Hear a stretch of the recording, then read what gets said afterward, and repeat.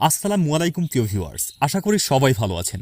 আপনারা যারা খাদ্য অধিদপ্তরে 1791টি পদের পরীক্ষার জন্য প্রস্তুতি নিচ্ছেন, আজকের ভিডিওটি তাদের জন্য অত্যন্ত গুরুত্বপূর্ণ হতে চলেছে। আপনারা হয়তো ইতিমধ্যেই অনুধাবন করতে পেরেছেন যে এই পরীক্ষাটি আগামী আগস্ট মাসেই হতে যাচ্ছে, কিন্তু এই পরীক্ষার মূল চ্যালেঞ্জটা কোথায় আর কিভাবে এই কঠিন প্রতিযোগিতায় নিজেকে এক ধাপ এগিয়ে রাখবেন, সেটাই আজ আমরা বিস্তারিত আলোচনা করব। তাই ভিডিওটি শেষ পর্যন্ত দেখুন। আপনারা জেনে অবাক হবেন, খাদ্য অধিদপ্তরের এই 1791টি পদের বিপরীতে আবেদন জমা পড়েছে প্রায় 20 লাখ। হ্যাঁ, ঠিকই শুনেছেন, 20 লাখ আবেদনকারী। এর মানে কি দাঁড়ালো? এর সহজ অর্থ হলো, একটি পদের বিপরীতে লড়তে চলেছেন প্রায় 1116 জন প্রার্থী। ভাবুন একবার, কি ভয়াবহ প্রতিযোগিতা হতে যাচ্ছে এটি। শুধু তাই নয়, কিছু কিছু পদের ক্ষেত্রে প্রতিদ্বন্দ্বিতা আরও মারাত্মক। বিশেষ করে যে পদগুলোতে আবেদনকারীর সংখ্যা অনেক বেশি, সেখানে প্রতি পদের বিপরীতে 2500 থেকে 3000-এরও বেশি প্রার্থী প্রতিদ্বন্দ্বিতা করবেন। এই পরিসংখ্যানগুলো থেকে বুঝতে পারছেন, এই পরীক্ষাটি আপনার জীবনের অন্যতম কঠিন একটি প্রতিযোগিতা হতে চলেছে। এখানে শুধুমাত্র কঠোর পরিশ্রমই যথেষ্ট নয়, প্রয়োজন সঠিক কৌশল এবং একটি সুপরিকল্পিত প্রস্তুতি। সুতরাং এই কঠিন প্রতিযোগিতায় আপনার একটি পদ নিশ্চিত করতে হলে এখন থেকেই সর্বাত্মক প্রস্তুতি নেওয়া ছাড়া আর কোনো বিকল্প নেই। সময় নষ্ট করার মতো বিন্দুমাত্র সুযোগ আপনার হাতে নেই। এখন প্রশ্ন হলো, এই বিশাল প্রতিযোগিতায় আপনি নিজেকে কিভাবে প্রস্তুত করবেন। 1. বিগত সালের প্রশ্ন সমাধান করে প্রশ্ন কাঠামো বুঝুন। যে কোনো প্রতিযোগিতামূলক পরীক্ষার জন্য বিগত সালের প্রশ্নপত্রগুলো হলো আপনার সবচেয়ে বড় হাতিয়ার। খাদ্য অধিদপ্তরে বিগত পরীক্ষাগুলোর প্রশ্ন সমাধান করুন।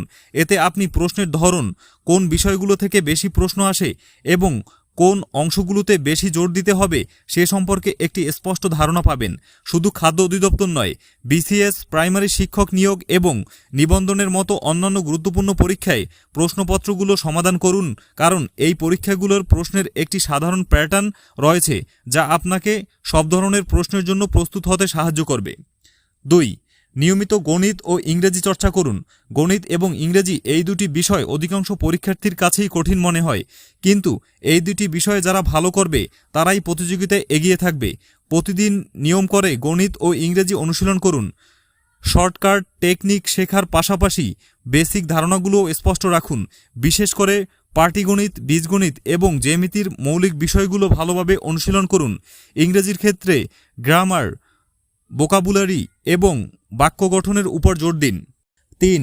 সময় ধরে মডেল টেস্ট দিন। পরীক্ষার হলে সময় ব্যবস্থাপনা অত্যন্ত গুরুত্বপূর্ণ।